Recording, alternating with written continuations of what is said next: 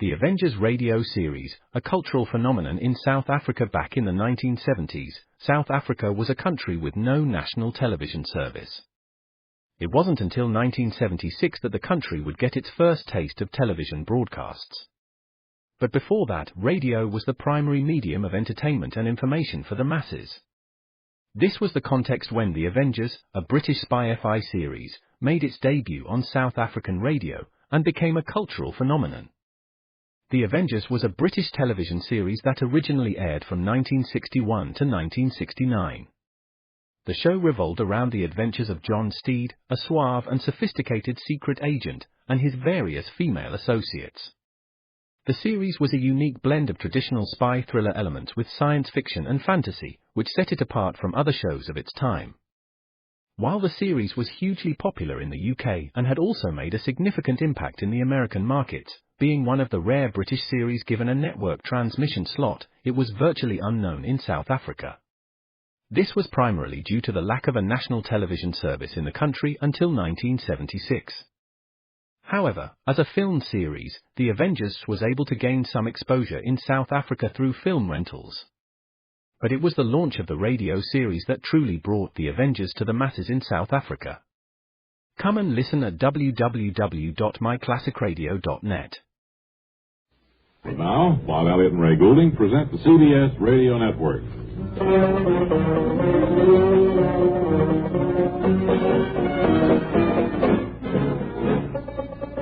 Say, Bob, how'd the big egg hunt and egg roll go at your huge estate get? Oh, it's terrible. I couldn't even make it out there. Really? So, we had a nice time out at my place. We went hunting on the streams runs just north. Did you? Did you ever get that private pond filled in? Yes, we filled that in last year, Bob. I have a lake now. It's we have 38 acres underwater, stocked with trout, and it's beautiful. I think that must be beautiful, huh? It really is, and it's something you should see. I hope if you get an opportunity, you'll come out sometime, Bob. I certainly would like to see it, and as soon as I arrange to get the mosquito problem at my own estate cleaned up, I'd like to come out there, because, of course, we have the game preserve, which takes the place of our lake. Beautiful place, huh? It sure is. And we have all of the neighborhood kids over, we have a great time. That's very sweet. Very sweet of you. What do we have on tap for the program today, looking over at the big blackboard, which lists our event? It says the Bob and Ray newspaper is on the way. I wonder who in the audience or who on the staff knows anything about it. I know about it, Ray. Voice of Wally Ballou, who has won 2 Diction Awards over the past 17 or 18 years. No, it's 17 Diction Awards over the past 10 or 12 years. 2 separate awards. I guess that was, for news coverage? No, it was 2 separate awards in 1 year. Oh. Well, anyway, what about the newspaper? Newspaper's in the mail. Some people may already have received it. Others are due to receive it if they're on the mailing list. And will they send COD?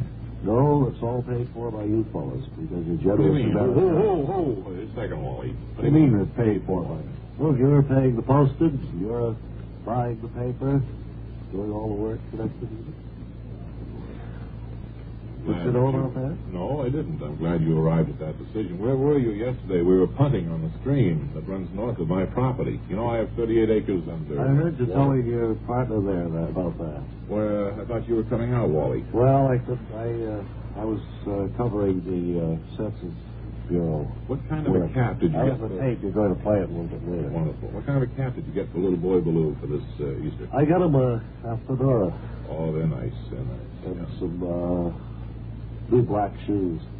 Well, I was going to ask you, Wally, do kids still get blisters on their heels Easter with the new shoes, or is that a... Little boy Ballou did. He did? Mm-hmm. I was wondering if that was a thing of the past. All right, well... You didn't march in the Easter parade, huh? No, I didn't. I didn't even cover it. I think the Fiddly Quality Network covered it. Wally? Yeah? Can it? Right. Bob and Ray have serious things to do. Now, drift. Well, anyway, that newspaper is in the mail. That is for sure. And you can look for it. Would we have a fanfare, Pierre, please?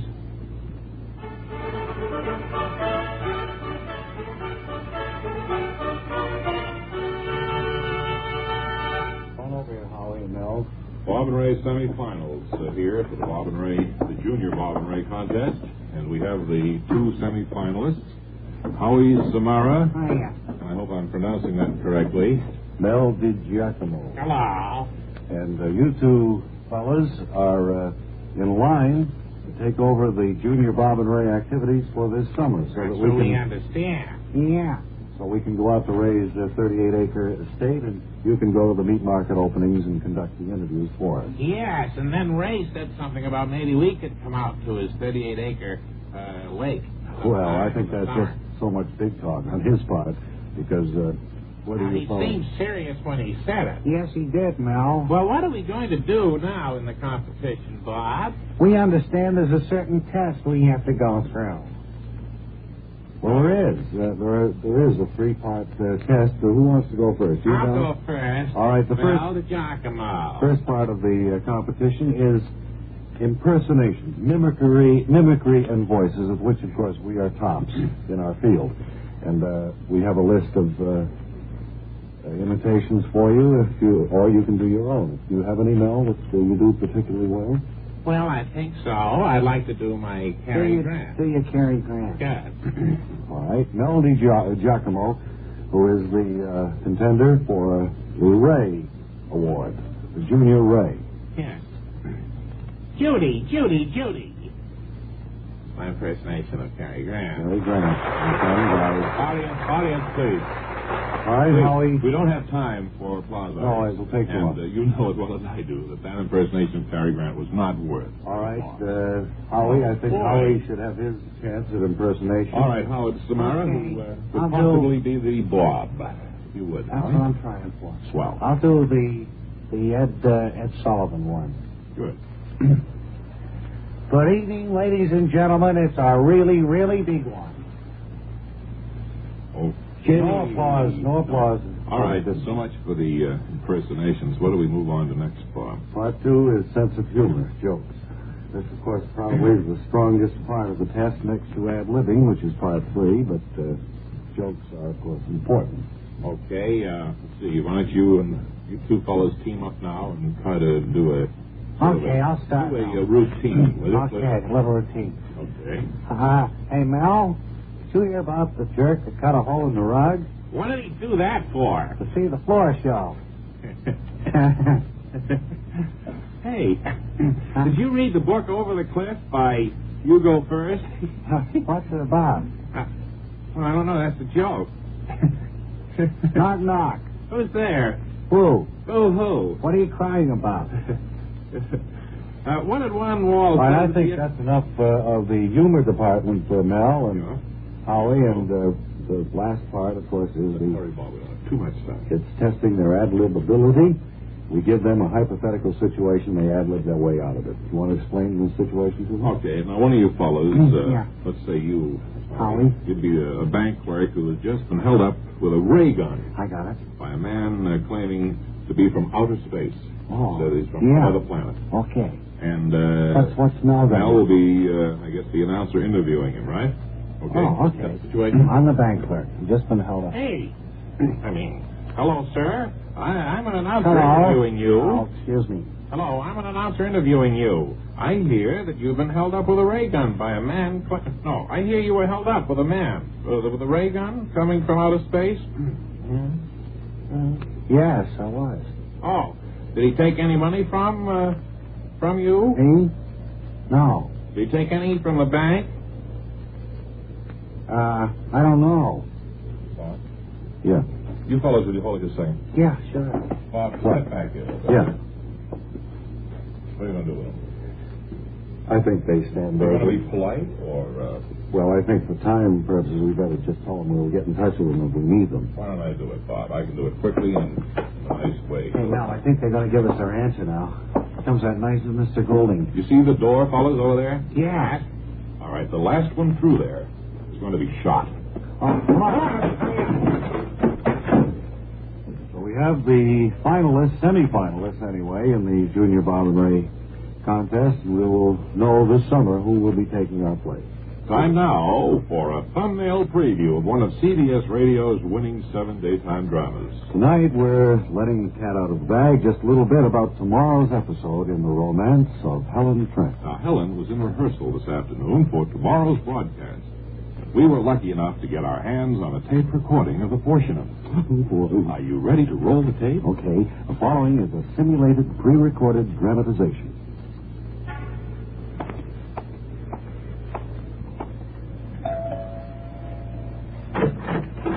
Yes?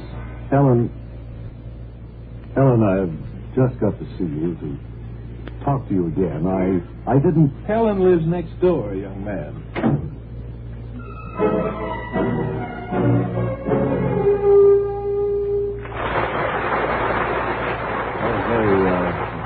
What was all the applause for? I don't know. Must have been a spontaneous outburst from the studio crew, I guess. At any rate, don't miss The Romance of Helen Trent, along with all of CBS Radio's winning 7 daytime dramas tomorrow. I personally wouldn't for all tea in China. What does that mean? I don't know, just an expression. Let's see. You have that tape Wally mentioned. Oh, right. I'm just looking at my schedule. Wally Ballou is this a tape? Yeah, he made it in Washington yesterday, covering the activities where they compile the census figures, which now, of course, are coming in and are being tabulated so that we may get the most up-to-date counting of our population. So if you're ready with the tape, Zero Torture, let's roll it.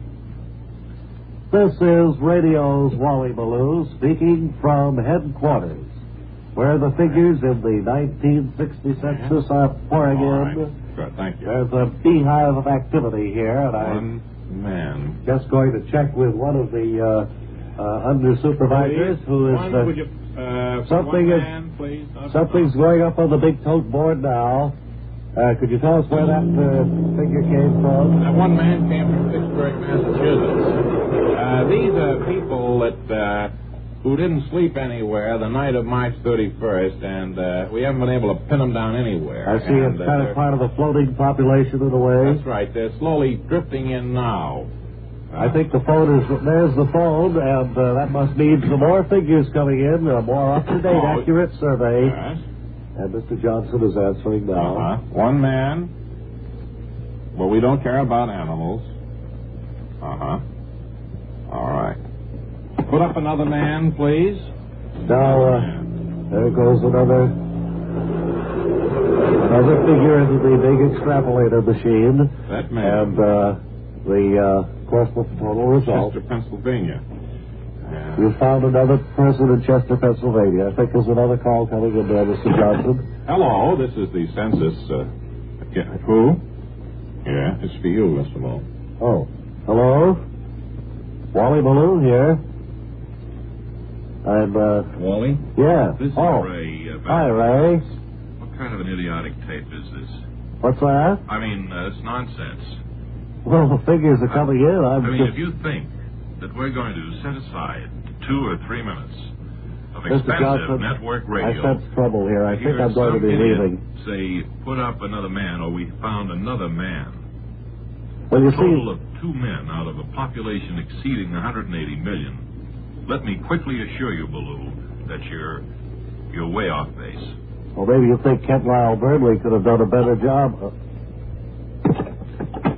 Yeah, that's another woman. Put woman, will you, Louise? That's one woman. Well, we've accounted for 5 people anyway during this broadcast. And from Washington, our nation's capital, this is radio's Wally Ballou returning it to New York. The next. It's too bad I called him and. I think you threw him off. Wally? Yes. Were you upset? Do you get upset when I call you like that? No, I'm prepared after all these years of radio to be ready for anything. To take them in stride, more or less. But you can realize now, we were listening, of course, to I could tell by the expressions on your faces here while I sat here listening to myself. Well, as you listen to it now, did you I could see a lot of things I could have done better on it. I mean, this is always the way if you look back at something you recorded. Sure. Huh? That's right. I mean, there's no doubt about it. I'm looking at the clock to see how much time we have here.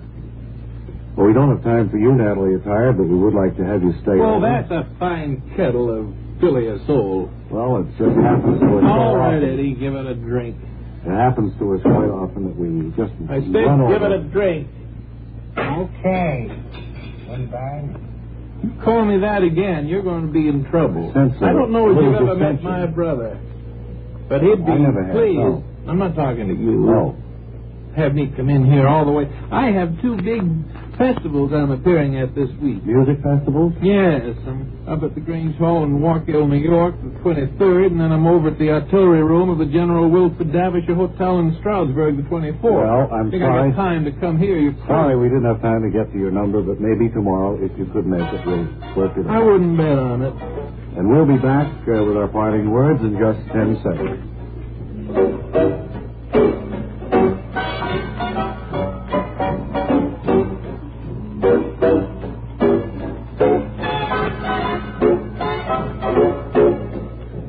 Do you have them? I don't. So let's just say so long. Until tomorrow, this is Ray Goulding reminding you to write if you get work. Bob Elliott reminding you to hang by your thumb. Our man Godfrey rendezvous with Jack Benny in Tokyo on Arthur Godfrey time tomorrow on the CBS Radio Network.